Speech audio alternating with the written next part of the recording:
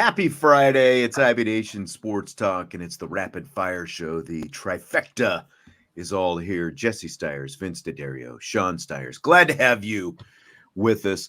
John Platts, if I had a prize, a cookie, I would give it to you. TD4ND, I would give you one too. The first two TD4ND always has something nice. Uh-oh. Oh, boy. I think he was about to say. I think Jesse was about to say TD4ND always had something good to say, and then Jesse's video chopped up a little bit. So, a little pause. There he is. He's back. Well, glad to have you. I know there's another live show going on in IB right now. The boss is doing his thing, but we're not waiting for any man. That's right, man. We got tonight. Places to go, people to see. It's a Friday night, dog. Like we got 60 degrees out. That's right. So I'm heading indoors to watch high school basketball. All right. That's what you do.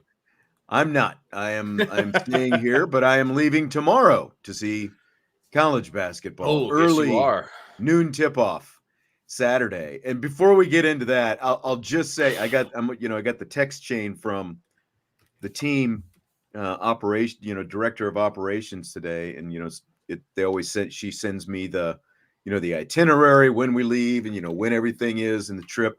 No shoot around on this trip because the Florida State men are playing at home tomorrow night at 7:45 is what I saw on ESPN. So they're playing at home tomorrow night. Women's game tips off at noon Sunday. Right. Florida State offered Notre Dame a 6:30 a.m. shoot around Sunday morning. And Notre Dame politely declined. So no shoot around for the Notre Dame women because they didn't want to get up at 5:30, 6:30. Yeah. I mean, that's realistically a 5 or 5:30 because you'll probably want to eat before a shoot around too. Right. And what are you going to get accomplished that early in the morning though? Like your body's not even awake. Exactly. You know what I mean? Like I had a 4:30 meetup yesterday morning to go to Indianapolis because we had like an 8 o'clock training. Dude, there were nothing. Like I was the Walking Dead. I can only imagine if I had to do something, granted, I'm not in athletic shape like a collegiate athlete is, but at the same time, like trying to get your body to like respond at 6:30 in the morning, like, come on now. I think it happened when we went to Duke a couple years ago. I want to say that, the same type deal, men's game night before, noon game the next morning. So it ended up being they happen from time to time, and it's because of stuff like that. Like I get it. Like I guess they could offer an earlier time. You would like on Saturday, correct? Because we're going to be there Saturday afternoon. But correct. So if it's a night game at 7, then why can't you have your shoot around at 5 or even 4? 4. Yeah, let's say 4. Whatever. I agree. I'm not surprised, but I agree. It's very obvious that Florida State's not exactly bending over backwards either. So there's that. No. All right, well, let's jump into it. We got a lot to get to today. We got a lot of Super Bowl props that we're going to get to in this show by request. And we were originally going to do like just Super Bowl props. But I'm like, there's enough other things going on. I feel like we should talk about some of this other stuff. True. Well, so fill in the blank. Boston College has hired Bill O'Brien as its new head football coach, but it's blank that Notre Dame defensive line coach Al Washington apparently made the decision difficult for Boston College. He and O'Brien were the 2 finalists for the job, reportedly. Go ahead. I would say overall that it's a pretty good thing because it shows that Notre Dame has a lot of talent amongst their coaching staff. And while Al Washington was able to survive this kind of, this round of the recruiting carousel, if I'm Notre Dame, I wouldn't feel so confident quite yet or feel like they're off the hook quite yet because I still think that Al Washington is a strong candidate for their defensive coordinator position as well. And so I don't know if that is, something that he'd be considering to take, but it's just something that I was reading throughout the day today. And I think that it would honestly be a good fit for him if he was considered for the head coaching job, the defensive coordinator position. I think it's a massive hire for Boston College. If I'm being honest, I think they hit the ball. They hit the ball out of the park. I think that the fact that it came down to Al Washington and Bill O'Brien though is very interesting, and I think everybody knew obviously Bill O'Brien is the guy they want, but the fact that Al Washington made it close, I think says a lot about Al Washington and how much he's grown over the past couple of years. I think that's awesome for him, first of all, and it's even better for Notre Dame if he's able to stick around for this season and what he can contribute not only to his position group, but then also to the defense as a whole. That it speaks volumes to who he is and what he's learned and how he's grown in Notre Dame. That's awesome. I mean, you look at it, it's obvious that Washington's connection to Boston College made it, was a big part of what made him so highly sought after. He played there, he's coached there as well. There were apparently a lot of alums who really wanted Al Washington. And I think that when you look at the fact that O'Brien was an NFL head coach, 6+ years experience with Houston, went to the playoffs in 4 of those seasons, won divisions in 4 of those seasons, was Penn State's head coach for 2 years prior to that. That's the guy who got the job. And I mean, you're right. Like if you're Boston College, it makes a lot of sense. You've got a former Patriots coach. He's from that area. His wife went to Boston College and he's got, this big resume and all that stuff. So he gets the job. Al Washington gave him a hell of a run for his money, to get the job. And Washington hasn't even been a coordinator yet, So to be a position coach in contention with a guy with all this experience, I think it speaks volumes about Al Washington. Mm-hmm. And if Washington with that limited resume can look that good against a guy who's 15 years older and has all this experience and all these connections, I mean, I tell you what, personally, I think maybe BC got the wrong guy, honestly. But isn't that like I saw actually Brian comment on something on the board and basically saying, like, somebody said, why would Al Washington want a job like that? It's a complete rebuild, He's a first-time head coach, never been a coordinator. That's exactly the job that he would want. You take that in a heartbeat. If you're a position coach who's never been a coordinator and you're offered a head coaching job at a Power 5 school, there's no way you turn that down. Absolutely.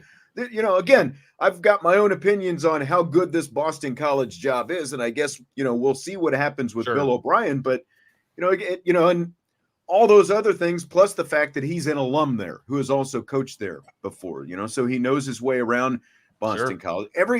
Virtually every coach wants to be a head coach, and if you can go from position coach to head coach at your alma mater without ever being a coordinator, there's no way you turn that. Absolutely, because he's 39 years old too. He's 39. Right. There are a million fallbacks for Al Washington at this point. Like if he were to have gotten it and then it didn't work out in X amount of years. But again, I feel like O'Brien got the job because of his connection to Bill Belichick. The Patriots obviously mean a lot out there, rightfully so. But I just feel like he's another Belichick assistant who overvalues himself. I think Washington's going to have another shot at this job in 3 to 4 years, and I do too. Whether that's because Bill O'Brien has a couple of good years and moves on someplace else or, for other reasons, I feel like Al Washington's going to have a shot at it, so until then, Notre Dame's got him a position coach who is in demand as a head coach. And that's nothing but good, from Notre Dame's perspective. Now, like what Jesse was talking about, I think that's interesting because I have seen that as well about could Al Washington still become like Bill O'Brien's defensive coordinator? I don't know.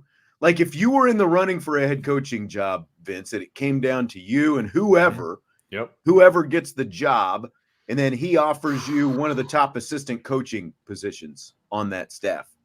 To me, that's a little bit awkward because you had eyes on that job. Sure. It depends. Honestly, it depends on who it is. Like that really, it does come down to that. So like if I'm competing against somebody who I am friends with and have never had to take orders from that particular friend, it would be awkward, number one. If I'm competing against somebody who I don't like, obviously that probably is not going to work. It would have to be a situation maybe like this one, to be honest with you, where you've got the guy with clearly on paper the better resume. He's been where he's been a head coach. He's done all the things. And if he asked me to come along and ask the right way, hey, you played here, you understand what Boston College is all about. I'd love to have you on board to help me build this thing up.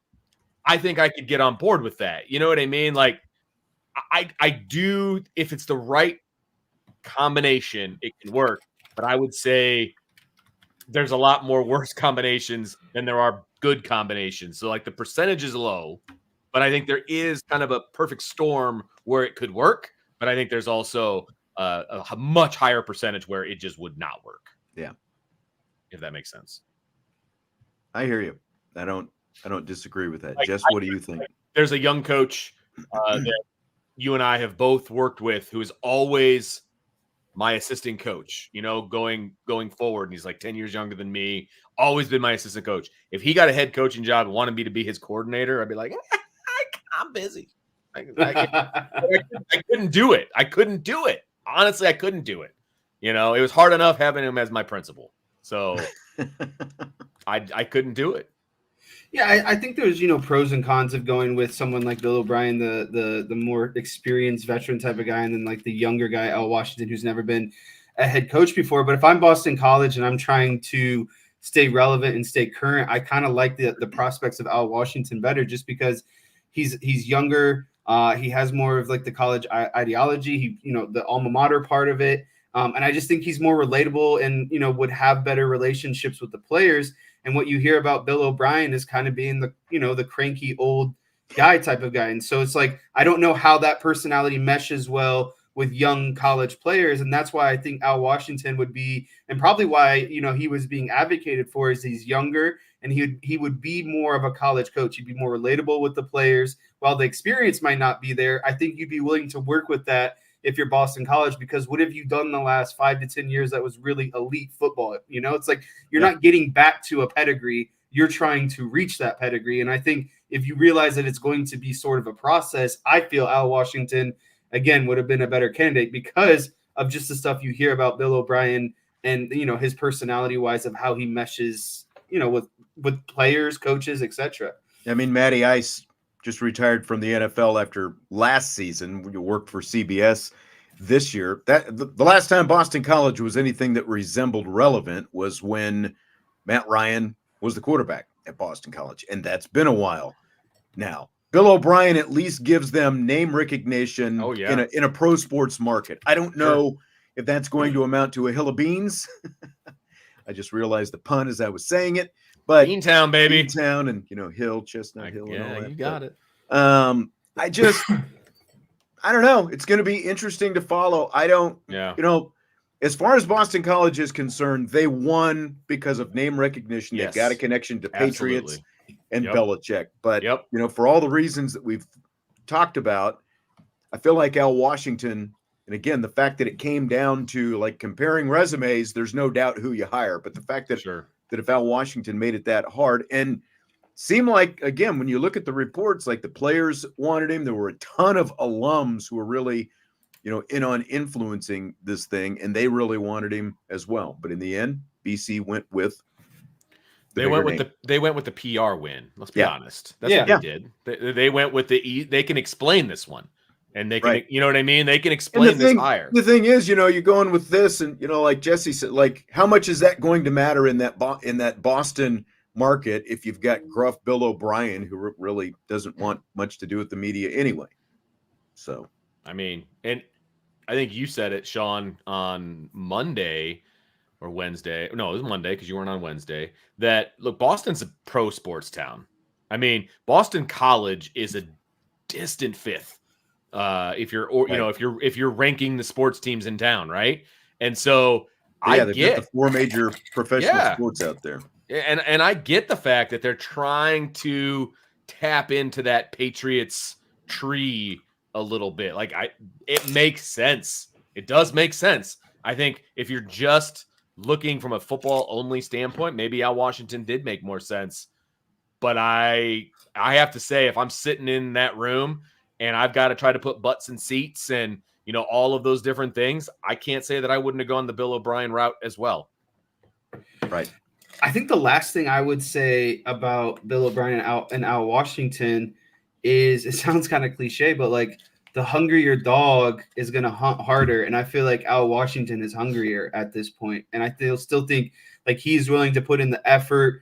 And again, just kind of like the longer hours that I think college requires. Like, how much is Bill O'Brien going to want to put into recruiting? I mean, obviously he's going to recruit, but I'm just saying I think Al Washington will recruit harder, again, because of just, he's young and he's still trying to prove himself. So I don't know. There's pros and cons to both sides, but I agree ultimately with what Vince was saying. It's just I feel like it's easier to announce Bill O'Brien and save more face than it is to go with Al Washington and have Exactly a lot of questions about why are we going with the guy that's never been a head coach before? He's so young, et cetera, et cetera. There's more questions around Al Washington than there is Bill O'Brien. Yeah. So with O'Brien leaving Ohio State, remember he was just hired as offensive coordinator, even though he never coached it down as offensive coordinator, to become head coach at Boston College. Chip Kelly is leaving his head coaching position at UCLA to become Ohio State's offensive coordinator. What do you guys think of this move? Going from head coach to coordinator? I'm shocked. I don't know how else to put it. I mean, you're going from a head coach in the Big Ten, because that's where UCLA is going next year, to the same conference. And I know that he was unhappy about UCLA going to the Big Ten. I mean, he's expressed that with no uncertain terms, and I agree with him. And so maybe he didn't want to have to do all the traveling that is necessary with the UCLA move. I don't know, but going from a head coach to a coordinator is mind-boggling on your own accord. Like, I get it if you get fired and you're looking for a job or whatever. Like, I get that. But to do it on your own accord, that one really, I would love to sit down with Chip Kelly and be like, dude, why? Help me out here. Help me understand the thought process here. You're leaving LA as the head coach and everything that LA provides to go be an offensive coordinator in the middle of Ohio. Like I just don't know about that one. I question this move, to be perfectly honest with you. I question it. Yeah, I was surprised, but I think ultimately what this comes down to is last season we saw Chip Kelly in the season with the obvious disgruntlement with the realignment of football. And, he went so far to propose what he would do to change that. And I just feel like if Chip Kelly knew the current state of his roster, he knows that his job is going to get more difficult. The path is going to get more difficult with having to move into the Big Ten and play, more games against quality opponents, more physical opponents. And so I almost see this as he saw the writing on the wall of, I don't want to go 6-6, 8-5 next year, or sorry, not 8-5, 7-6, whatever it might be, just, right around 500, rather than go to Ohio State, go with Ryan Day. And I didn't realize that they had a connection, when Ryan Day played quarterback. That's Chip Kelly was his offensive coordinator. And so there's some sort of relationship there. So, that end of it makes sense. And so, what did Ohio State miss last season? What have they been lacking? And what has been getting exploited against Michigan these last couple of years is, the lack of an explosive offense, in comparison to what Ohio State is used to or what they're used to in these big games. And I just think Ryan Day, took a shot and hit a home run with someone like Chip Kelly. Yeah, I mean, I think that this is, like, from Ohio State's perspective, again, like from the Boston College perspective, Bill O'Brien, home run hire with the resume that he's got. And this is great for Ohio State. This is great for Ohio State. Sure. It should be, at least on paper. But I mean, just like the juxtaposition of O'Brien leaving Ohio State to become the head coach of a lower level Power 5 team like Boston College up against the head coach at UCLA, the LA market, the whole thing, to become an offensive coordinator is just crazy to me. And, Kelly leaving to become a coordinator at a school that he's going to be in the same conference in as well is just like, but I think it's got to speak to the fact that he doesn't like what he thinks of, one, he was on the hot seat coming out of this season. If he doesn't beat USC at the end of the year, he might have been fired anyway. And he was, it sounded like he was actively, I think the NFL was what he thought of his landing spot was going to be. But as this O'Brien thing came open, it's probably safe to say that he pursued that pretty well and reached out to Ryan Day, and they had 100%. that conversation, But, again, like he's been there for 6 years, 8 wins a couple of years ago, 9 wins, 8 wins. That's pretty much, what the ceiling turned into. I thought that, with his offensive background, what he was able to do at Oregon, you're in LA. I realize there are higher academics at UCLA than there are at Oregon, so how difficult that made that, I don't know. But like, what is his end goal? What is Chip Kelly's end goal in all this? Because he's not old, but he's 60 years old, and he's going, like, he's been a head coach for a long time. Yeah. At this point, like going back to Oregon and then, Philadelphia and then San Francisco, where things didn't work out there. And then obviously back to college to UCLA. So he's been a head coach for a long time. Like, is he planning on just staying an offensive coordinator for the rest of, however long his football career is?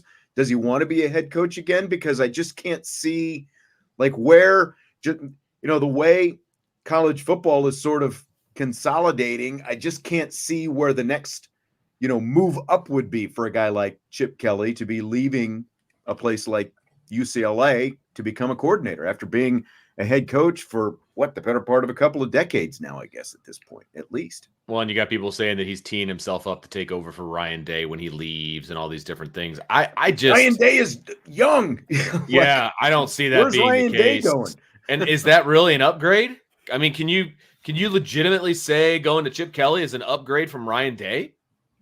I don't think. I think you'd be hard pressed to make that argument, to be perfectly honest with you. At least Ryan Day has a national championship.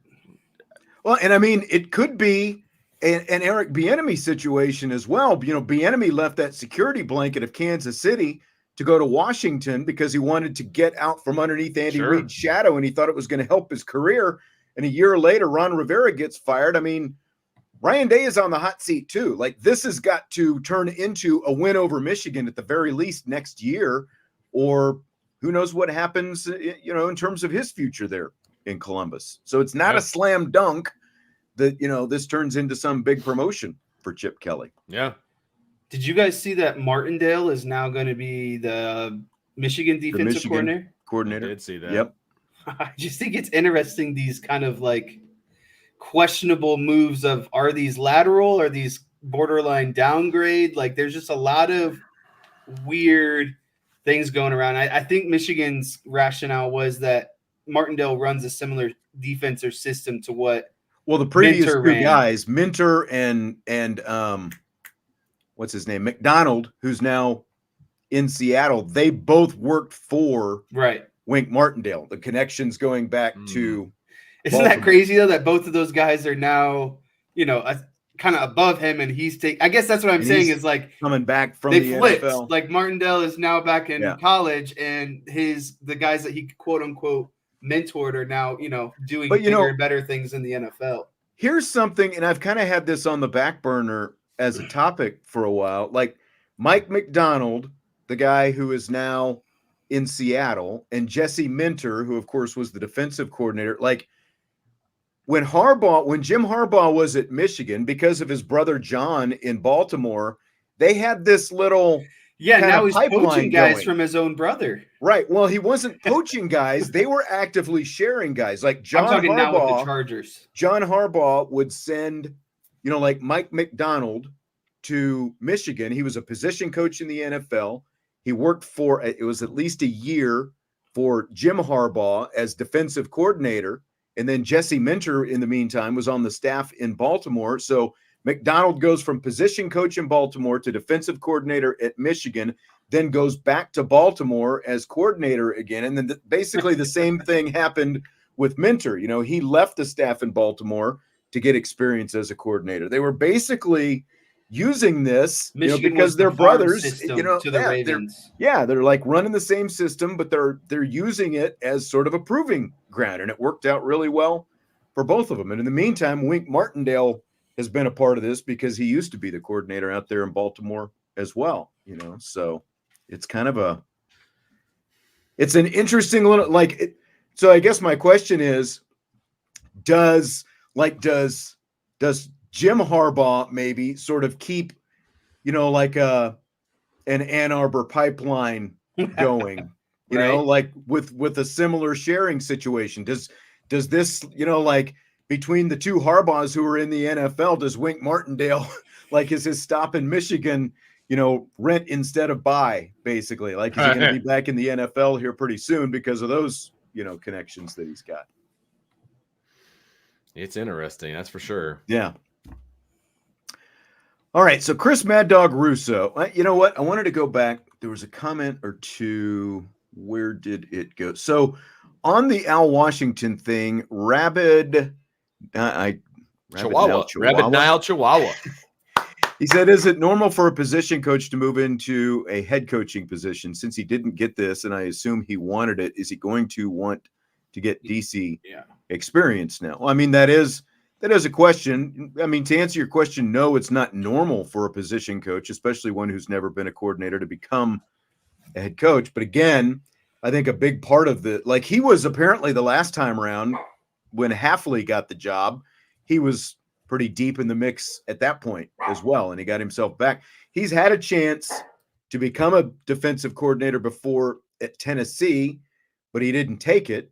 They did give him, what is it, like run game coordinator title or whatever, so like, I don't know. I don't know exactly what that's going to mean. The biggest question is going to be how qualified is he for the job, to actually become a coordinator. And I think that, the BC job for Washington was the perfect storm, right? I mean, he's not going to go from a defensive line coach to a head coaching job of a place that is foreign to him, right? He's coached there. He played there. Like, there's a familiarity there. And so it allows for the jump from, position coach to head coach. I don't think that's normal. That is not something that happens all the time. I think that his next step is defensive coordinator somewhere, sometime, unless something happens with Bill O'Brien and he has an opportunity to go back to Boston College. Like, that's the only way I see kind of that transition from position coach to head coach. Yeah. So Chris Mad Dog Russo says 49ers head coach Kyle Shanahan and CBS TV analyst Tony Romo, who of course is calling the Super Bowl on Sunday, are the two people with the most pressure on them in this year's Super Bowl. Do you buy or sell that? And I guess the bigger question, does Tony Romo belong in this conversation? That's kind of where this is leading. I was surprised when he said Shanahan. Like, I can see Shanahan because he's got, he's been there before. The Falcons coordinator collapse against the Patriots, and plus the collapse against the Chiefs the last time. Well, yeah, and it's Shanahan has 3 divisional titles, a Super Bowl appearance, and 2 NFC championship appearances, and one of the best rosters over football the last 5 years, consistently day in and day out. And so I think if you're a 49ers fan, it's, you're getting to the brink and the job's just not quite getting finished. And so does that fall on Kyle Shanahan? I don't know. But in terms of the comparison to Tony Romo, I think that Tony Romo has worn off on a lot of people. And I think that with Tom Brady, Greg Olsen, all of these kind of not up and coming, but guys who have not done, the broadcasting game before, who are ultimately going to have success. I think that if Tony Romo isn't careful, he could be maybe potentially left out of a reshuffling type situation. But if I had to pick who would be more on the hot seat, I would have to lean towards the guy that's actually coaching in the NFL. And again, the guy that's potentially going to go to a Super Bowl and potentially lose again to the same team that he lost to, 4 years ago. And then, like I highlighted, the 2 NFC championship appearances where they didn't quite get it done. I mean, granted, one of the years he didn't have his starting quarterback that got hurt, but still, I still think I'd have to go with Kyle Shanahan as the guy that has more pressure on him. Yeah, it's not close for me. I don't think Tony Romo has that much pressure on him. I don't either. He's in the top booth. There's nobody that's going to push him out of the top booth at the moment. I mean, there's nobody breathing down his neck. And so he's going to be in the top booth next year. Maybe they come to him after the season's over like, hey, need to tweak some things here and there. That's what the offseason is for, just like anybody else. Like, I don't see that being an issue for him moving forward. So it's a huge sell for me. Shanahan has some pressure. I Yeah. do agree with that because he's got a lot of offensive firepower on this team, and they should be able to put up points. They really should. And they're favored in this game, obviously. I don't know that I would have favored them in the game, but that's a different conversation. But Vince, props. I know. That's what I said. We're getting there. But at the moment, I think he does have a lot of pressure on him. I do. I think he does as well, especially depending on how the game plays out. What's interesting is, the last time they made it to the Super Bowl, they basically beat people up on their way to the Super Bowl. And That's true. This time around, they've had to come from behind to win. And, when you look at the fact they've had to come from behind, the Chiefs, the way they've played a lot this season, including that Ravens game a couple of weeks ago, score all their points in the first half, and then they hold on for dear life in the second half because for whatever reason they haven't been able to keep scoring in the second half. If that's the formula, that's going to favor San Francisco, and Kyle Shanahan's going to walk out of there, feeling pretty good Sunday night. But I don't know that that's necessary. But how his sort of legacy is impacted on this is largely going to depend on how the game plays out. Like, do they get a lead and then cough it up the way they did the last time they played the Chiefs 4 years ago? So I think that there's a lot more pressure on Kyle Shanahan because of the fact that the 2 Super Bowls he's been in, both as a coordinator and as a head coach, they've seen second half leads collapse. But the thing totally is, collapse. The Chiefs have zero pressure, in my opinion. I think with the house Chiefs, money. Yeah. Right. If they win, it only bolsters their resume. If they lose, it's like, oh, it's about time San Francisco won one. But they've still been in the Super Bowl however many times and everything. Like, they're playing with house money, man. There's no doubt. And they're the underdog. Like, they're sitting back and enjoying life. And the Tony Romo thing is largely, I think, a media generated thing. Like a lot of media observe it, I'm not one, blame the media for everything, but it's mostly, it seems like, been a lot of media observers who have kind of piled on Tony Romo this year. Is he as good as he was when he started off? No, because a lot of the newness is worn off and you've got another shiny new thing in Greg Olsen coming around, like you guys were talking about, does he get demoted or whatever? Well, he's still owed a lot of guaranteed money on that contract. So you're not going to pay Tony Romo all that money and have him sit in the number 2 or number 3 booth. Not a chance. So that's right. I think that there is zero pressure on Tony Romo. The audience is going to be bigger, but it's the Super Bowl. But when you're Tony Romo, go out. When you're sitting in that booth, though, and you can attest to this, you don't think about how many people are watching. Like, that is not something that you even think about. At least I never have, especially once you start. Maybe you get kind of squeamish going in. We didn't even have even 1 million, let alone over 100 million. I get it. I understand what you're saying. I totally understand what you're saying. But once you get into it, it's just like anything else, right? It's like you've done something for so long, and once you get into it, it's just like riding a bike, and you just do it. You don't think about the fact that there's 100 million people of anything else. There's still a field in front of you and a game going on. The stage is obviously, everyone knows it's a little bit bigger, but at the end of the day, they've done a lot of broadcasts together. Exactly. I think 100%. It's like doing this show. It's like, are there 10 people watching? Are there a couple of thousand people watching? I'm still staring into my laptop talking to my friends. That's what it feels like. You know what I mean? And every once in a while you glance up at the live number or something like that. But other than that, it's the same thing every time, and nothing changes. And so nothing's to change for him. Fill in the blank. It's blank that CBS Sports president Sean McManus says he's told Romo to calm down a little bit because sometimes he gets too excited and too into the games that he's calling. I guess it's fittingly appropriate, but when have you ever had to tell someone to tone it back because they're too excited or they're too into the game as a radio broadcaster? It's kind of the opposite of what Al Michaels seemed to be these last 2 seasons doing the games with Kirk Herbstreit. I get it, like we just kind of talked about it a little bit, like Tony Romo's newness is wearing off. And I think once it fades off, a lot of people don't want to hear the over exaggerated, what they seem to be over exaggeration. But I don't necessarily like it because I think Tony Romo actually just loves and enjoys the game, and I don't think you should have to tell someone to calm down their natural enthusiasm. Like, I don't think any of it's fake or inorganic by Tony Romo. I just genuinely think he gets so excited to be in the game, and he misses playing the game so much that's what it translates to, is just an abundance of excitement. It's Bush League, Sean Stiers. It's Bush. Like, why would you tamp it down? That's ridiculous. That's what you want. Like, I want genuine emotion in the booth calling the game. Yeah. He's not cheering for anybody. It's not like he's overly emotional for one team over the other. Right. Jim. There's no bias. Here we go. Get out of here. Get out of here. That to me is like hearing this.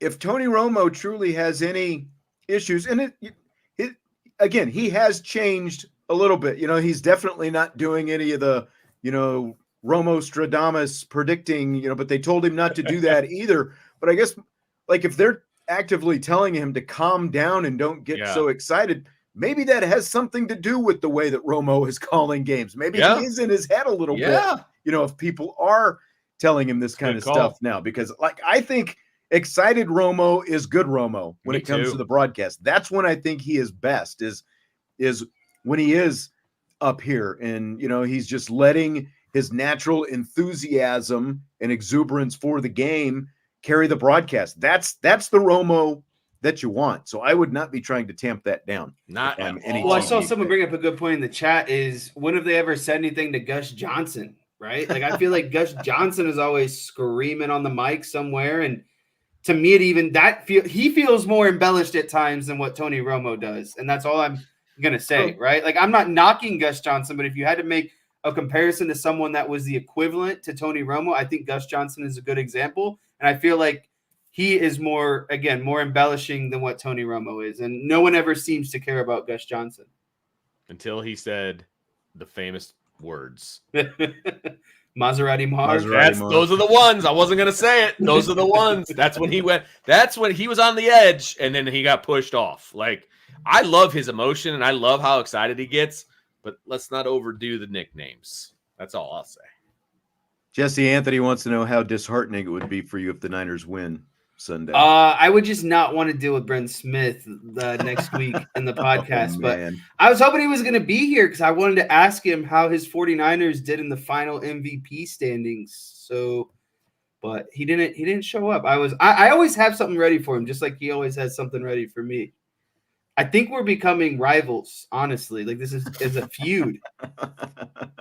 We'll find out Monday just exactly where that rivalry he'll be here for that one is. For sure. Yeah, D-Rock, I saw this earlier. Rico Flores, Ramon Henderson, Michael Carmody, KJ Wallace, who was at Georgia Tech, started off at Notre Dame. They all transferred to UCLA this offseason. And so now. So how do you think Rico Flores feels ultimately? Like he what was supposed to be a really toxic, bad situation at Notre Dame, you leave to where you think is going to be a good situation. And it wasn't toxic for him. No, it wasn't toxic for him. He left because Chancey Stuckey got fired. It's plain and simple. He loved Chancey Stuckey because Chancey Stuckey loved him. That's right. His meal ticket left. That's why he left. Again, the reasons were different for each of those guys in that room who left. And for Rico Flores, it was because his guy left. That's why he left. And look, when you go to the transfer portal, these are the chances you take. Yeah, the grass isn't always going to be greener.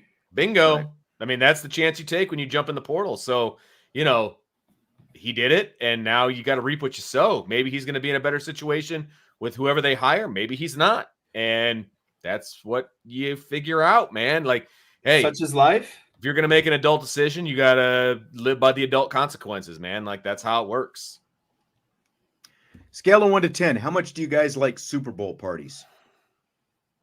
Oh, I know. -75. Like, I hate them.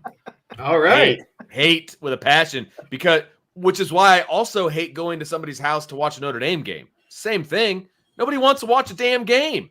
Like, I want to sit and watch the game. That's what I want to do. I have to disagree with you on that one because Notre Dame and Cowboys games, I don't want to watch with other people because they don't understand the intensity that I have, and I don't want to. I want to be locked in.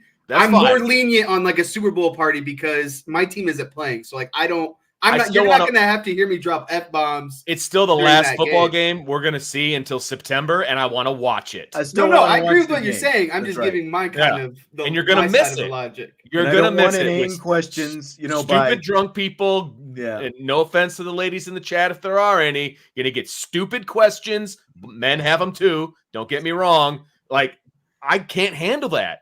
The only people getting up and walking in front of the TV. Yes, I thought Tyreek Hill played for the Chiefs.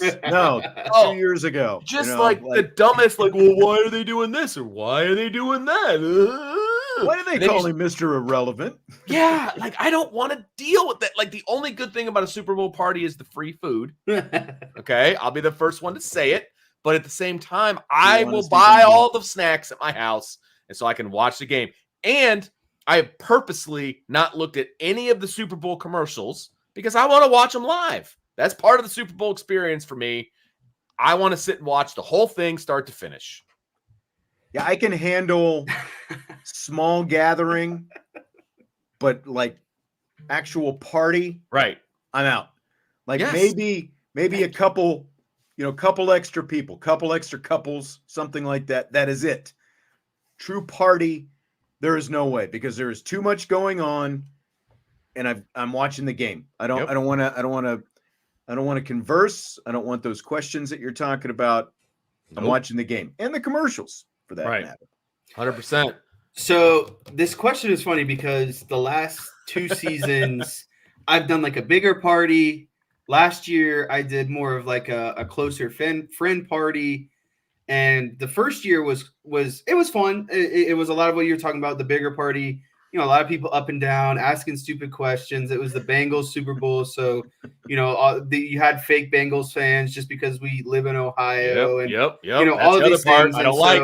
The other part I don't like. Yep. And so that was interesting. Last year was difficult because my girlfriend didn't get along with someone else's girlfriend that was going to be there. And so that's another layer you got to add to this is you got to make sure that, your significant other gets along with other significant others. And that wasn't the case at the time. And so like they were having a little grudge war the entire time. And so this year it's funny because friends are proposing all these different ideas. My one buddy was like, well, this guy's having a party, but he's invited a lot of people. So if you want to come, I was like, I don't want to cram into a small apartment with a bunch of people I don't know. Naomi's been traveling to Wisconsin and Cincinnati. I just got back from Toronto.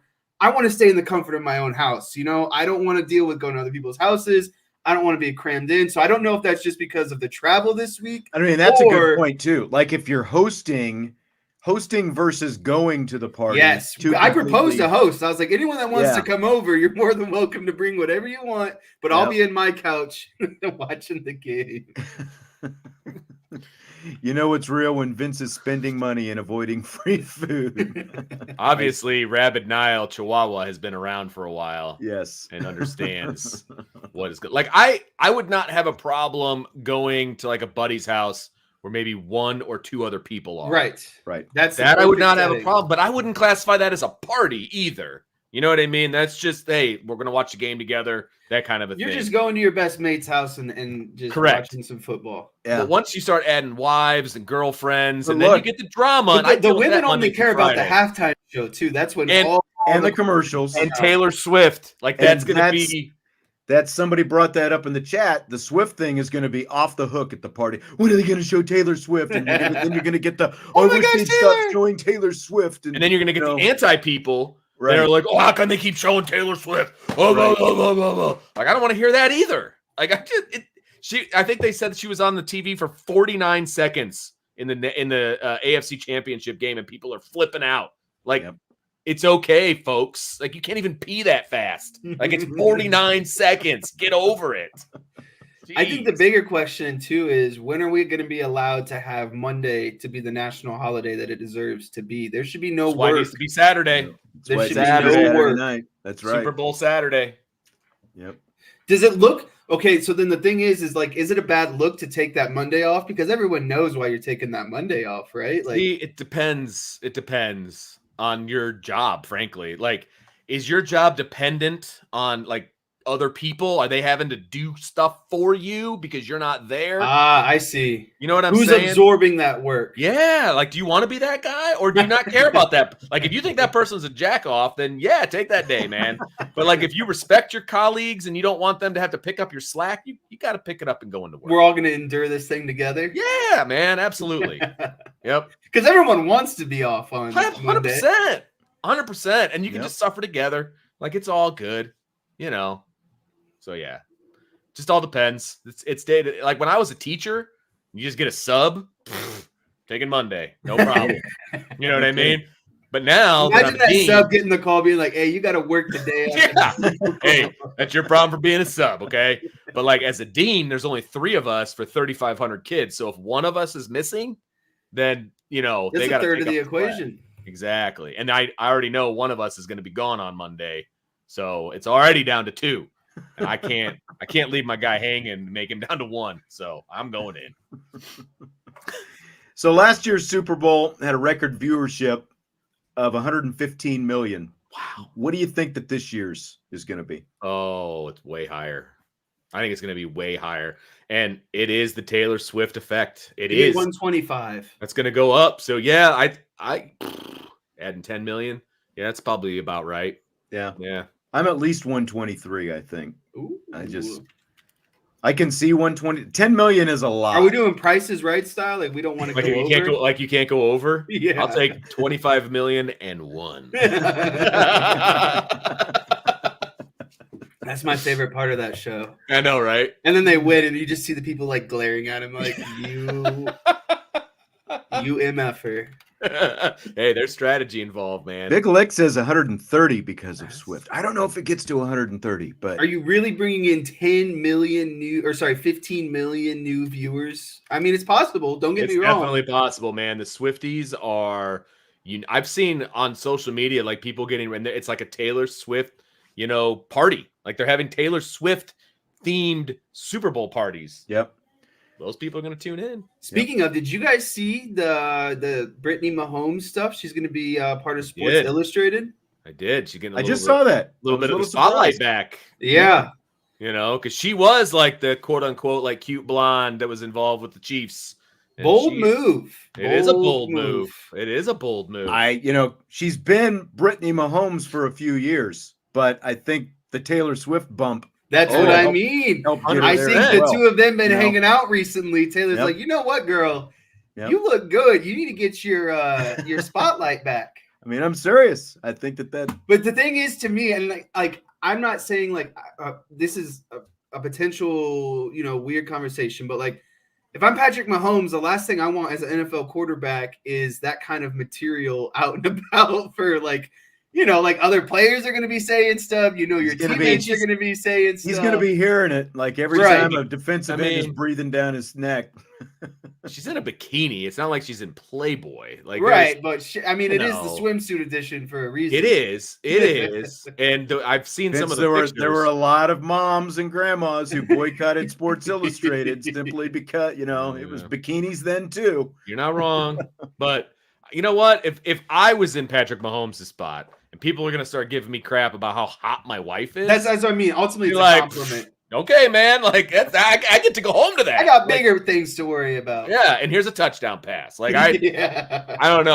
I'd lean into it if I was Patrick Mahomes. Like that's how I would be. But don't be jealous.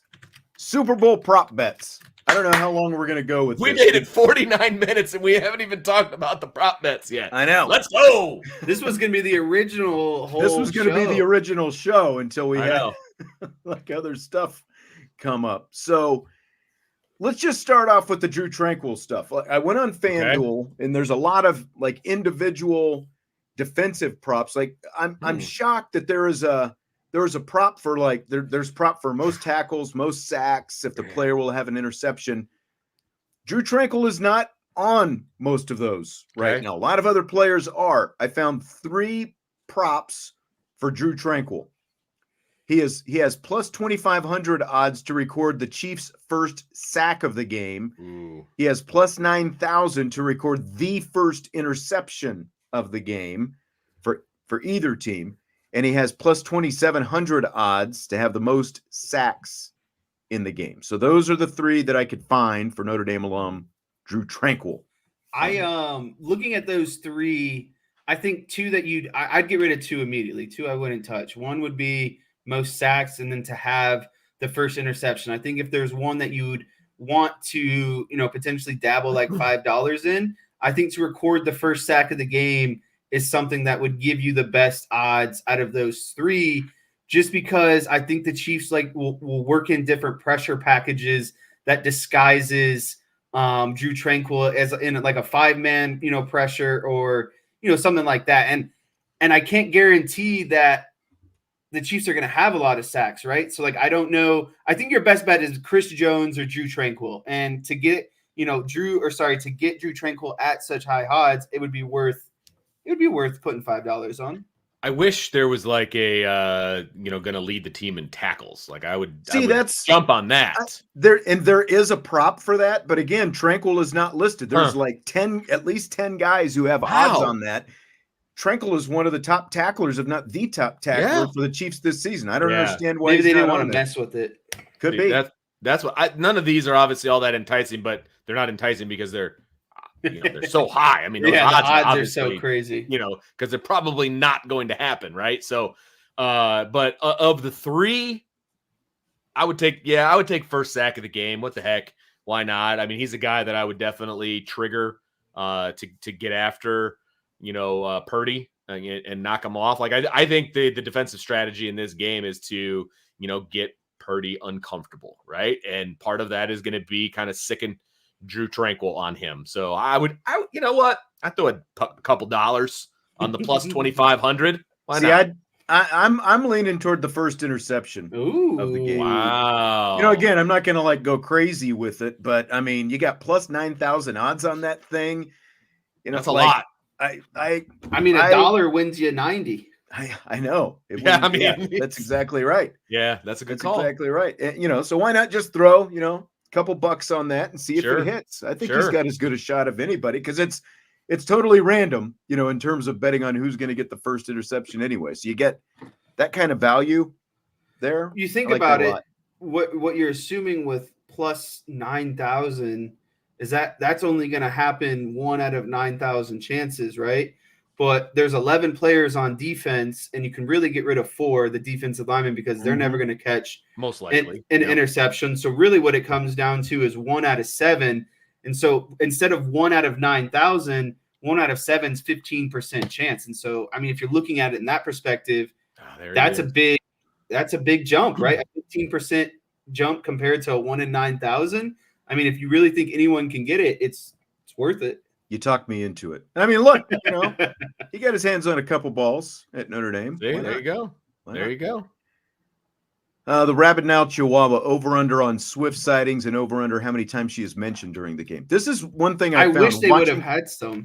Watching a lot of the way CBS has handled, because obviously, they have the AFC. So I think they said they've had at least 6 Chiefs games this year or something like that. The Nance Romo specifically. They have Nance, because he is so old school, they have avoided saying much. The camera will turn on her, especially if Kelsey makes a big play. And that's the key. But Nance is not going to say anything. Right. I agree.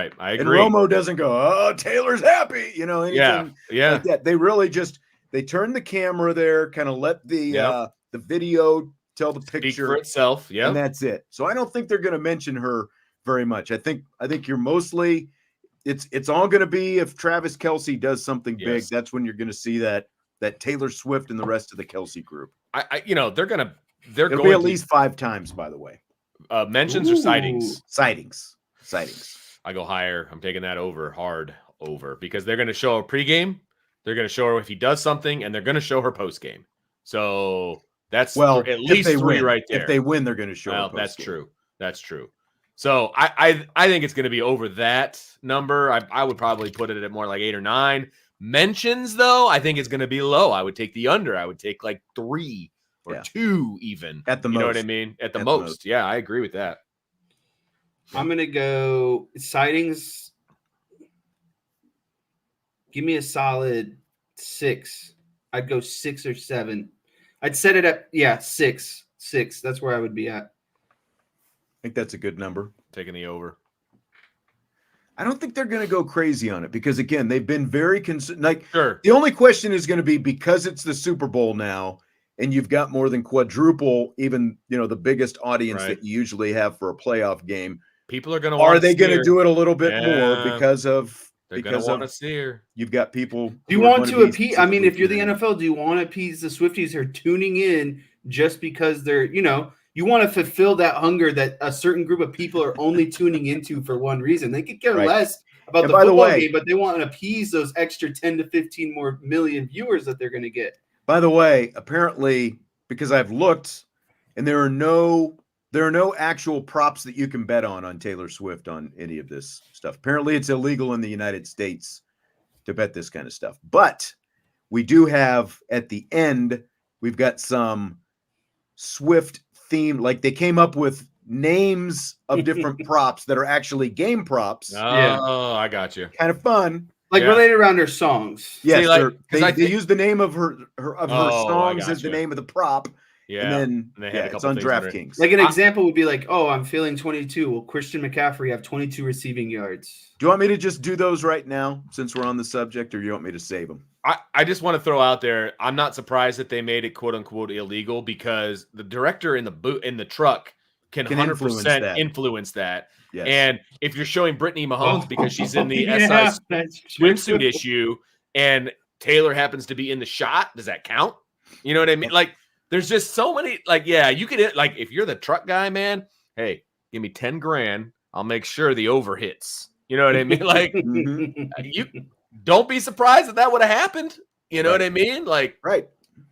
The world is. And I mean, corrupt. they could place the bets themselves or have somebody place that the bet too. for them. Yeah, you know? 100%. So, Yeah, that good call there. yep. Coin toss. Did you know, there are certain, like the coin toss, Oh, the heads or tails, Gatorade yeah. color, the national anthem. There are certain states that you can't bet on these things. Like, What? you can bet on the coin toss in Indiana, Illinois, Maryland, Michigan, Mississippi, New Jersey, New York, Pennsylvania, Vermont, Washington, West Virginia, and Wyoming. You cannot bet on the coin toss in Arizona, Connecticut, Colorado, Washington, D.C., Iowa, Kansas, Kentucky, Louisiana, Massachusetts, Ohio, Tennessee, or Virginia. I What didn't about know the other this. states you didn't mention Well, there's not every state that has that legal has sports gambling. betting. Okay, Yeah, fair enough. Okay, right. gotcha. But where's Nevada? Don't they have legal sports betting? I don't know. I'm just going by Vince, what you're asking FanDuel. too many I'm just questions. going by I'm what sorry. FanDuel had, Vince. I'm sorry. There's always I'm Vince sorry. with the questions that nobody knows the answer to. It's the teacher. The only reason Okay. I know this is because you can't do it in Ohio. And last year I wanted to bet on the Gatorade for Ohio, and you couldn't. You cannot bet on the Ah. Gatorade in Indiana, among other states.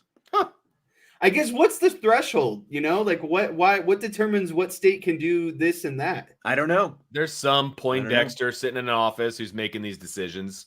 You know what I mean? Like, nah, you can't bet on that. Bing. Yeah. I don't know. Ooh, I like what someone just said about the Gatorade. What's that? Both teams Pfizer have Blue? no. Both teams have red, so I feel like red's a lock. I'm kind of thinking, like, if I was going to bet, I think red would be the one that I would wager on. If Myself, I if was the bet. trainer, I would be see, that's something that could be manipulated too, in my opinion. You know? You slip in the trainer Yep. a 50 piece just to sneak in a different. Vince I knows would- all about how that Gatorade is made. I'm telling you, I would go with the blue Riptide and Rush? green mixed. Blue and green mix. I mean, blue and yellow mix makes green, and just throw it all for everybody. We're going green. Going Irish Aid. Honestly, a better flavor than any of them, though. What's that? The blue and blue? yellow mixed. I'm telling you, it tastes good, and it's green, and kids at Notre Dame love it. Yep. Just throwing it out there. Reba McEntire Oh, singing the national anthem. I did this research year. on this. 90.5 seconds Yep. is Give me the the over. under. I'm taking the over as well. I did find when she sang the national anthem at the Cowboys game, Mhm. and it was exactly 90 seconds. Really? That's probably what they set the That's line probably where they've got it. I've wondered why Yep. it's so low, because most anthems are much on. I feel closer like to in the 2 moment minutes. of a Super Bowl, especially with a female singer, they're going to draw out those moments. And so And I she- got to take the over. It felt quick when she was singing it. Vince as I has was studied watching this. it. I love it. I've heard people saying, well, Reba's a little bit older. She doesn't have the lungs like to keep that going. Oh, but like you're in the these moment of the people Super do. Bowl. The Yeah, adrenaline. man. Shoot It them still affects steroids. She'll be the fine. national anthem singer. I'm telling you. See, I didn't know that Cowboys nugget. That's a good one. Yep. That's got to be why they've got it on 90 seconds. And it was a while back. She was young. She was fairly young, and I would say that was probably from the 90s when it was taken. It's got to be over, though. She's going to draw Yes, out I like one or agree. two notes. It's got to Yes. go over. I completely agree. I'm going to try to find it, see what year that was.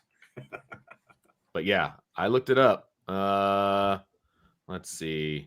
I know it was Cowboy Stadium. Come on now, help me out here. I don't want to hear it. 99. Oh, sorry. It was 99. Oh, wow. My gosh, that's been 25 years ago. Yeah. Yeah. I would think that it would be slower than faster, Well, I mean, that's what I would think too. And I felt like she went fast in this particular scenario. Yeah. So just saying. Will the opening kickoff be returned for a touchdown? That has plus 10,000 odds. Same for the second half. Either half, kickoff goes for a touchdown plus 10,000 odds. No and no. I mean, it has Yeah. happened once in 57 prior ties. And he's in the Hall of Fame. Is in the Hall of Fame now. He's in the Hall of So- Fame. It's never happening again, especially Oh, with Hester got in. He did. He did. He did. Oh, So did man. Julius Peppers. What happens when you Two go to Bears. Toronto, Jess? You miss out on Hall of Fame induction. Well, I saw Seriously. Peppers. Wasn't there 3 of them? Bears. Oh, there's more than that. They showed on NFL Network. They were showing the knocks today. There was Julius. I can't remember all of them. Michael Jordan was playing golf with who was it? He was playing golf with one of the guys who got.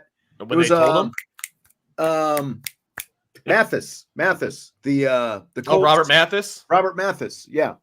He was playing golf with Robert Mathis. When they came home, Tony Dungy was standing in the guy's foyer with his gold jacket on to Ooh. welcome him to the Hall Yeah. of Fame. I do like Yeah. when they do a good job, at least in the NFL, because they obviously they push it out, but they do a good job of telling guys about being in the hall. Like they don't do a phone call. Yeah. Generally, they like. Well, I like the way they're doing it now because they used to make these guys like go to a hotel room and then you had to like sit there and wait in the hotel room for the knock.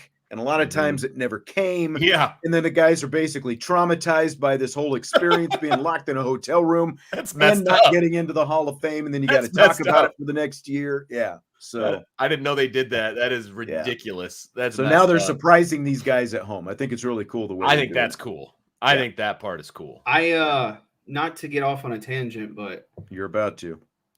Devin Hester would not be in my Hall of Fame. Ooh. Good thing nobody asked you. Man, no kidding.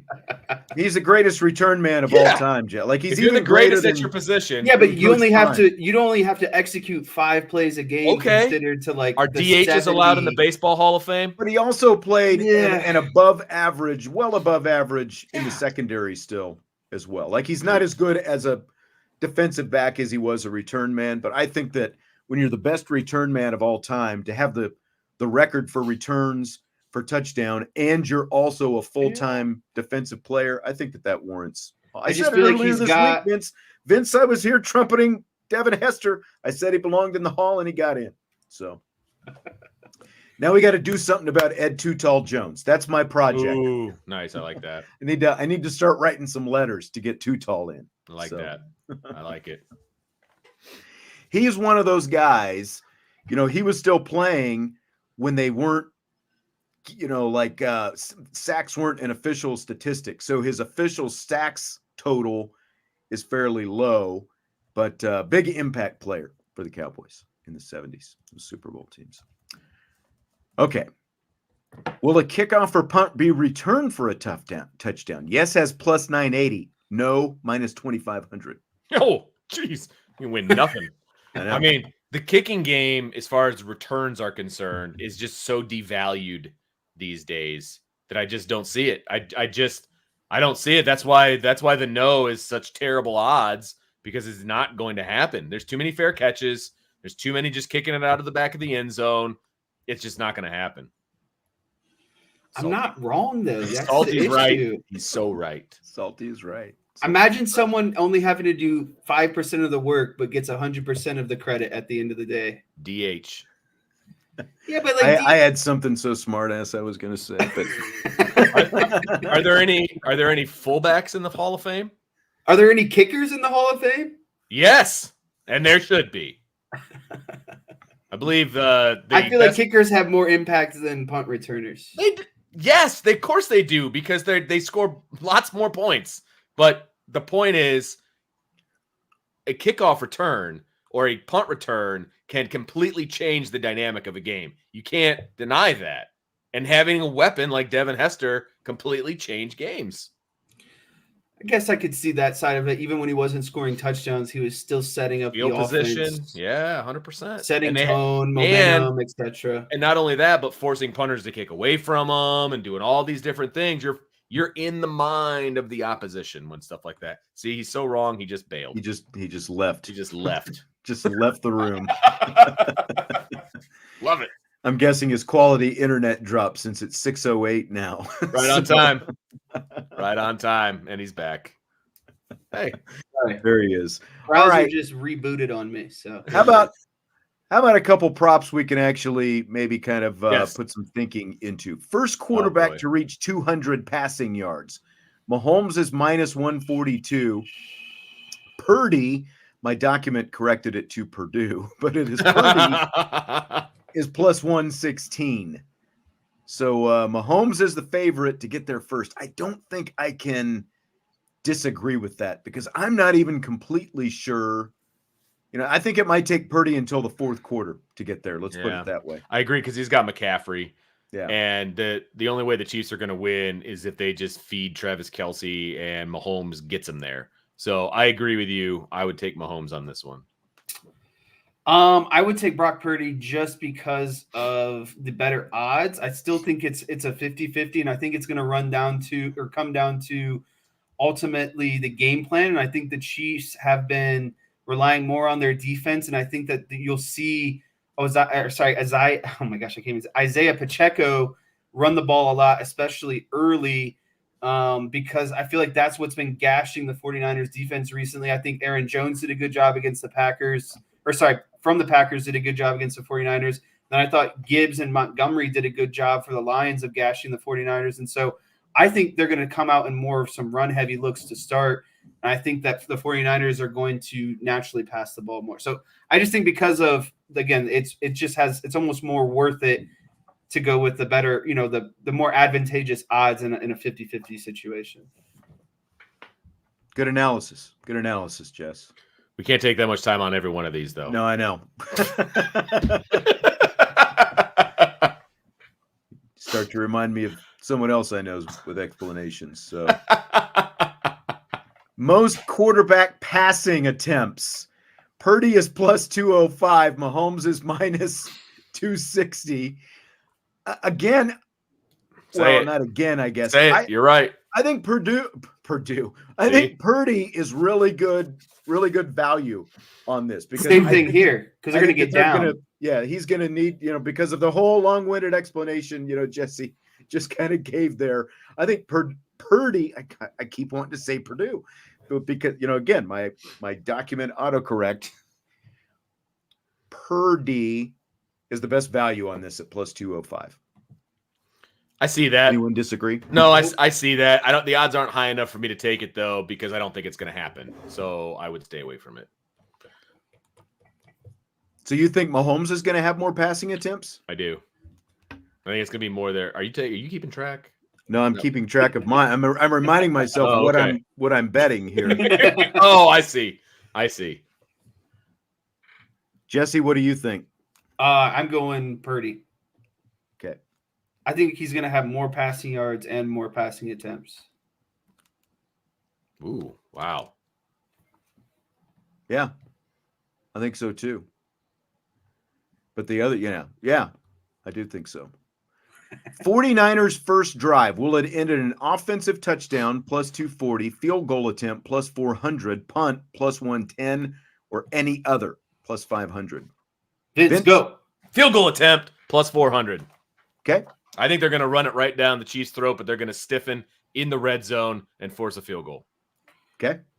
So the Chiefs have been a really good second half defense. When teams have been scoring, it's been, early in the game. I think Kyle Shanahan will come out with a good script early and allow the Chiefs defense to adjust later on. And so I think there'll be some sort of I'm going to go field goal attempt as well. That's where I'm leaning because That's where I'm leaning. I think the defense is good enough to not allow them for a touchdown. But again, I think Shanahan will move the ball enough to get into scoring range. It's a good number. Plus 400 is very enticing to take. You know what I mean? Like I like think so too. I like that number, and I can talk myself into that actually. Well, I also happening. think you could fade it with the punt as well. So like even if you want to, win a little bit of a back, you could cover yourself with the safety net of a punt as well. See, I would cover myself with the safety net of an offensive touchdown. That's what I'm thinking. Because of everything you just said.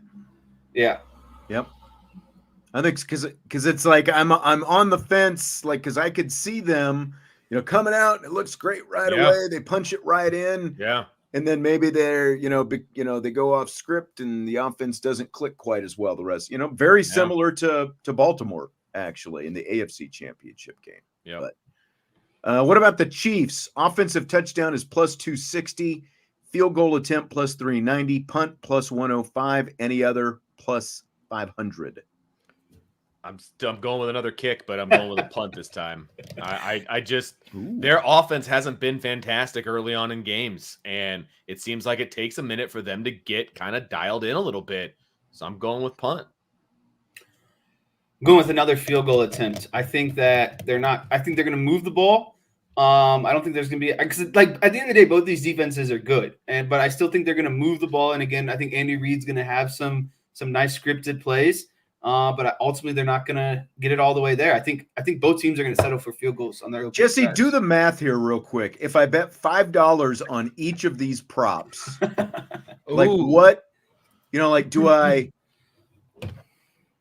I, like you're going to win money, right? So the only way that you would lose is if the punt happens. Any other outcome, you would win because money. It's got the worst odds. Yeah, right. Interesting. Because essentially, you would if there's 4 bets, 15 each, so you have 20 in play. If it's a punt, you lose 15 and plus 110, you make about $6.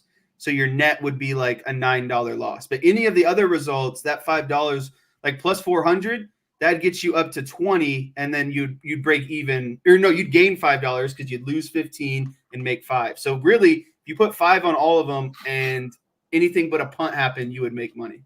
Huh. So you should almost just like put 5 on the other 3 and just disregard the punt because it's not going to do you unless. Anyway. But then if the punt happens, then of course you win. You're out $15. Yeah, I guess at least you win. But it's like, would you rather be out $15 or only be down $9 instead? Right? Like, is it really worth it to be down $9 instead of 15? Right. So we've got the passing yards. Purdy's over under is 247.5. Mahomes 262.5. I feel very confident in Mahomes. Purdy, Mahomes over or under? Oh, I'm sorry, over. I would take Mahomes as under. Yeah, me too. I would. In his last 25, this has only happened 11 times, which would make it plus 127 odds. In his last 10, it's only happened 4 times, so this would make it plus 150. In his last 5, it's only happened 1 time, so it would make it plus 400. So if you're looking at it and what's happened, what a true actual value would be, I'm still – because I just think they're going to run the ball a lot. And I mean, it makes sense for what that offense is with no – They really shut it down in the second half and let their defense do its thing. Right. It's very true. I'm taking the under on Mahomes. I'm taking the over on Purdy. Vince, I agree. I would take the over on Purdy as well. In his last 25, this has happened 56% of the time. His last 10, it's happened 70% of the time. In his last 5, it's happened 60% of the time. So you're actually getting good value if you take his over because it really should be priced around like minus 200. Look at you. Man, I'm going to call you Sunday morning. We're going to figure this out. No. I'm saving money for college.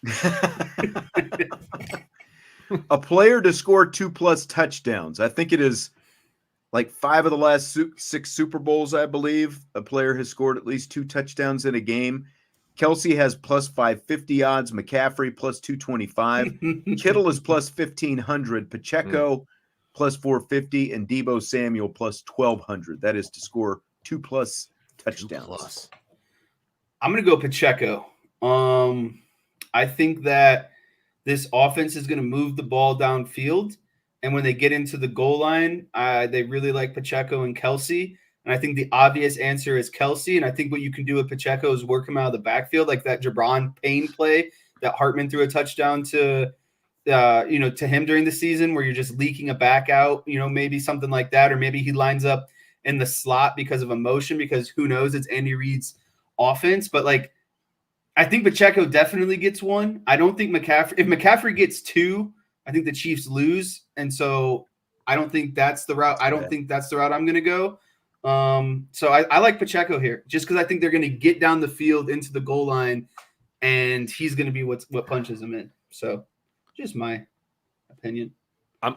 Well, these are all our opinions, but I will say I'm going with the obvious, and I'm going with Travis Kelce. He is the security blanket around the goal line, and he catches touchdowns when he's being covered extremely well. See AFC Championship and Kyle Hamilton.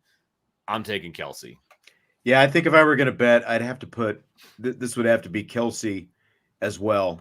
Again, like just look at that Ravens game and how well Kyle Hamilton had him covered. But I got one word for you, Fred Warner. All right. I think he is an elite linebacker in coverage. And I just think that's the 49ers you can't focus. Cover Travis Kelce? No, but I think that's the 49ers focus. Like we're not going to get beat by Travis Kelce. Yeah, I think they've got to find a way. Oh, I get it. To double him all night long. Somehow he makes plays in every game, man. Oh, yeah. Especially in the playoffs.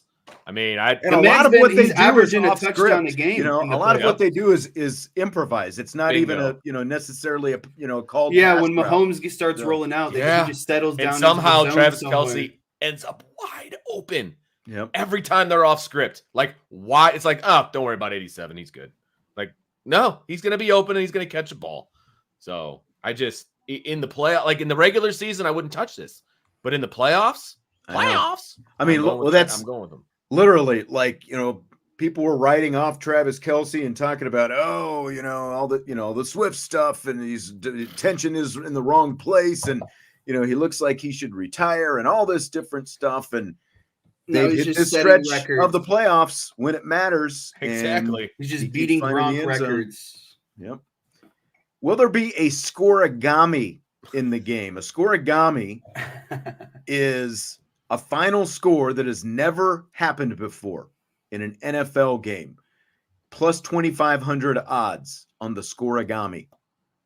I'm going to go no, because I think scoregami happens a lot with safeties, broken plays, missed extra points, like things that get you wonky numbers.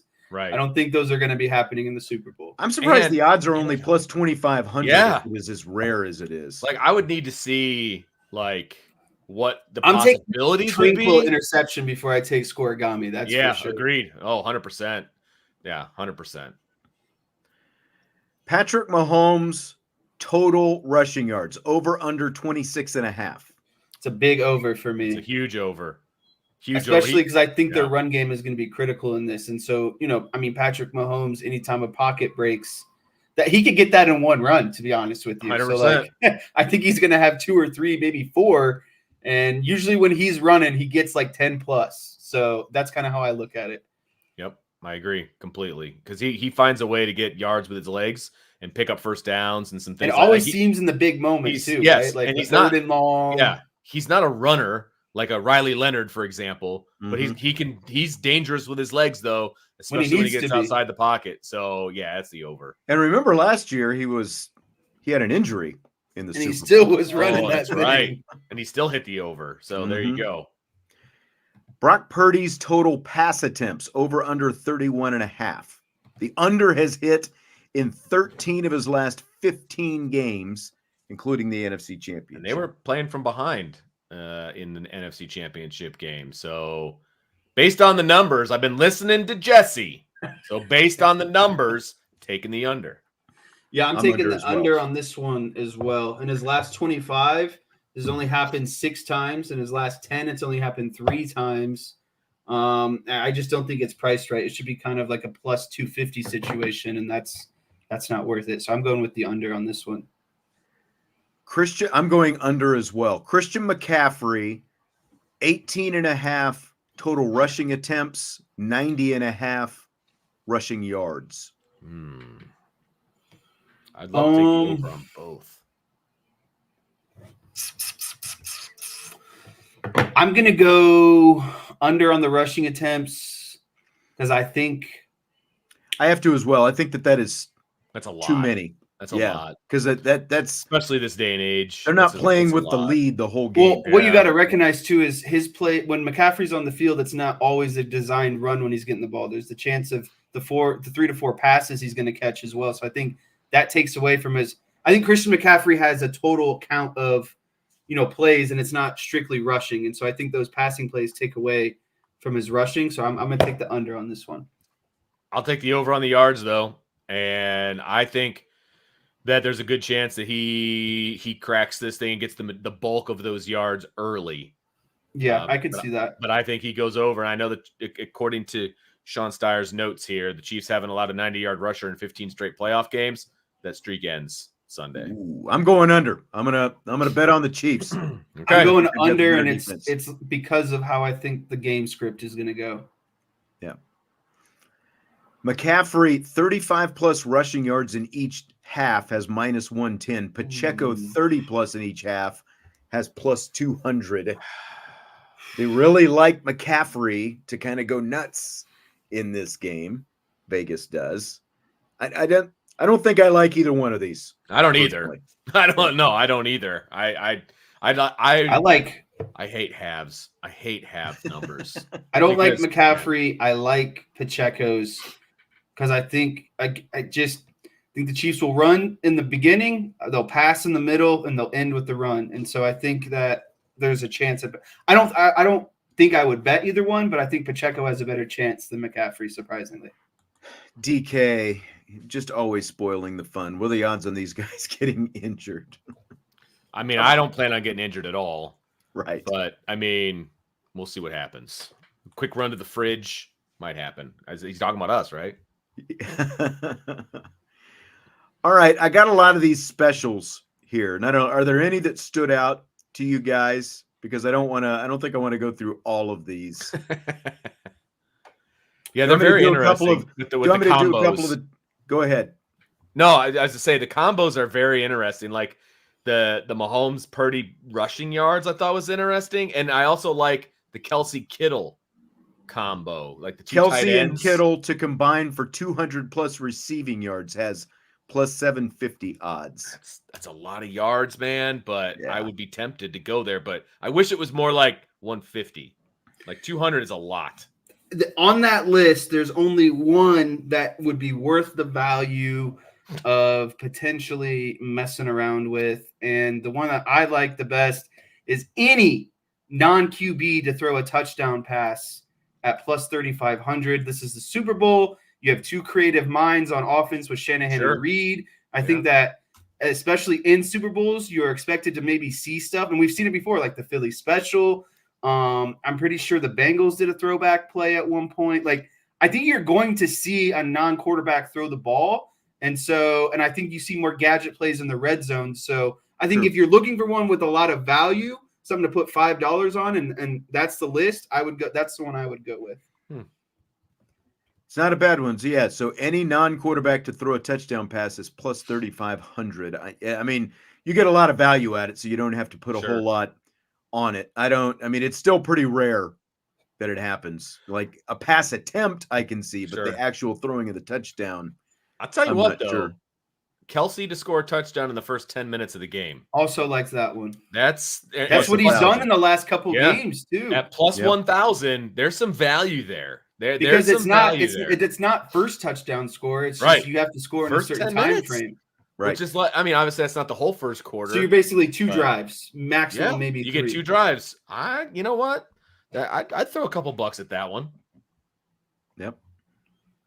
Over under 4.5 total touchdown scores in the game. The over is plus 105. The under is minus 140. I'm going to give a final score prediction, and it's going to involve the under. So I'm going to based on the prediction I'm going with, I have to say under.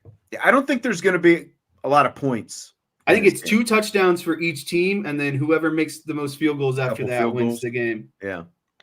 Interesting. That's kind of the ballpark I'm looking at. And that's why I had a hard time with like would I actually bet on Kelsey to score 2+ touchdowns because of the fact that I don't think a ton of touchdowns are going to be scored. So interesting. Look at you boys. All right. I'm looking for points. Shortest touchdown scored over under 1.5 yards. Ooh, I think this is over to me. I do too. Plus 124. I think the shortest you'll have like a 1 yard touchdown. You know, like between QB McCaffrey sneak? and Pacheco and the Chiefs don't sneak. Remember, like since Mahomes, what was that, 5 or 6 years ago when he hurt his knee, they stopped doing the sneaks. So basically, you're just trying to figure out will the touchdown happen from the 1 yard line. That's basically what this question is asking. And the over means 2, 3, 4 yards away, right. Okay. I'm gonna go with the over. I don't think a 1 yard touchdown is gonna happen. Me too. Oh, you don't? Okay, so I'm going under, and there's no value on the minus 152, so I'm not even going to touch it. So, all right, let's do some of these Swifty. Oh, okay. All right. So, again, specific Taylor Swift bets not legal in the United States, but DraftKings has come up with some Swift-themed props. They don't have really anything to do with her. They are actually things that are going to happen on the field, but they are named after her songs. This is on DraftKings where you can find these. For example, 22, any quarter to have 22 plus points scored in the game, plus 400 odds. That's a no. It's a big no for me. If you guys think it's going to be low scoring, that's not going to happen. Yeah. We'll just do these rapid fire. We'll just go around. Let's do Anti-hero is Brock Purdy to have 250 plus passing yards and 2+ passing touchdowns. That has plus 200 odds. I think he gets the yards, not the touchdowns. So no. Agreed. Yep. I'm with that as well. Blank space, baby. Travis Kelce to score an octopus. Now I'd never heard of an octopus. I had to look this up. It is a touchdown and a 2-point conversion in successation. So he scores the touchdown, then he gets a 2-point conversion. Plus 3,000. Not a chance. I don't think so either. How you get the girl. Kelce to score a touchdown in each half. That has plus 950. I like that one. I would put some bucks on that. I like that one. That's my favorite one, but I'm still going no. I would put a couple dollars on that. Yeah, I would. Yeah. I knew you were trouble is Christian McCaffrey, plus 150 rushing, plus receiving yards. So his total yards from scrimmage, 150 plus yards, has plus 160 odds. I like this one too. It's a lot, but I already said he's going to go over 90 yards on the ground. So I think I've got to put my money where my mouth is. It's about 150, 100 rushing, 50 receiving. The problem is though that I don't like the odds on this one. It's only 160. I feel like that's a lot of work just to get 160. Yeah, I do too. Those odds need to be higher. That's the only thing that would push me off of this is I don't think the odds are high enough. That's exactly my thought, Vince. If this was plus 300, I would love it. But at plus 150, it's just too much work for me. I don't like the value. I don't like the value. See, it's all about the value. I'm glad we've learned something today. I have. Look what you made me do is the Chiefs to trail in the fourth quarter and win the game at plus 500. I like that one because this is going to be a close game. Oh, my God. Harold, get inside. My cat just climbed out of the window onto the roof. Oh, no. This is what happens when Naomi's not here. Oh, it's a chaos in the. But it's crazy because it's dark outside, and all of a sudden you just see this cat coming through the window. I didn't know he was out there. Too much. I don't know. I don't like this one. I don't like it, but I like the odds, but I just don't like it. Okay. Love story. Chiefs to win. Mahomes and Kelce to combine for all the Chiefs touchdowns. Plus 2,000. That's a big no. Yeah. I don't like that one either. I think the Kelce and Pacheco and probably Rashee Reed are like the three most likely guys to find the end zone. That's fair in this game. Shake it off. 49ers to score first, Chiefs to win, plus 350. Yeah, that one I like better than the fourth quarter one. And the odds I like that better as well. I like would this one too. Yeah, it just I'd kind put of a couple comes down to dollars the there. coin toss because I think both teams have good chances of scoring Yeah. on their first drive. That's fair. Red, the Chiefs to score 22 plus points in the first half. That has plus 1,000. Big No. zero. Big no. I No. think that's too much. Way too much. All right. That's what I got. There you go. Do we Well want done. to I think we got to end this with winner, score, MVP. Oh, you're throwing homework at me. All right. I'm going to go 49ers. I'm going to go. I want points. And so I'm just going to speak it into existence. And I'm going to go 49ers 31-28. 31-28. And Okay. the MVP, because of the storyline, is going to be Brock Purdy. Okay.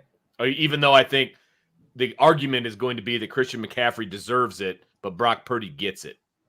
Okay. So the most popular bet on FanDuel for correct score is 31-21 Chiefs. My final score is 23-20, and it's going to be the Kansas City Chiefs. I think both teams score 2 touchdowns. Both teams get 2 field goals, and the Chiefs' third field goal is ultimately what wins the game. MVP, no matter if regular season, playoff, Super Bowl, is a quarterback-driven award. And so I got to go Patrick Mahomes, Super Bowl MVP, and they win by 3 points. Yeah, my score is only 1 point off yours. I've got 24-20 Chiefs and Mahomes to be the MVP. It's just too hard for any non-quarterback Right. to That's be what I the mean. MVP. Right. Agreed. I agree. I don't know if Joseph is being serious here. Too much Taylor Swift talk. Come on, guys. Like, are you really? Are you serious? Because we We're were anti. we were mentioning Taylor Swift song names, but they actually had Well, he probably tuned in props late attached to him. because he didn't. I don't think I've seen him comment for a while, so I bet he tuned in as we were doing the Taylor Swift songs or whatever it was. Yeah, right. I saw something today. The worst possible outcome for the sports books is a 49ers win by 1 point because the Chiefs would cover the -2 spread, and there's a lot of money on the 49ers to win. No. The Chiefs it would cover the Chiefs spread, and there's more money, there's more heavy volume on the 49ers money line compared to the Chiefs. And so you're basically satisfying both sides, the Chiefs to cover the spread and the 49ers to win. So it'd be the worst case scenario for the sports book is the 49ers win by 1 point. 49ers by 1. That would gouge the sports books by the most amount of money. Just a fun little, nerdy thing. About it.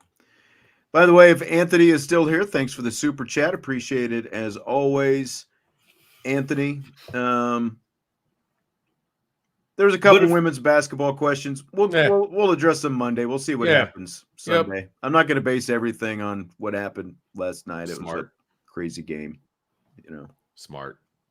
So I got pizza in the oven, boys. It's time to cut this one off. Everybody enjoy the Super Bowl. Last meaningful football game until August 31st. Don't go to your parties. Watch the game. You're going to regret it if you don't. And tough it out on Monday with the rest of us. Yeah. That's right. Go to work. Suck it up. And shake it off. We will talk to you then. IB Nation Sports Talk. Enjoy the Super Bowl. Have a great weekend.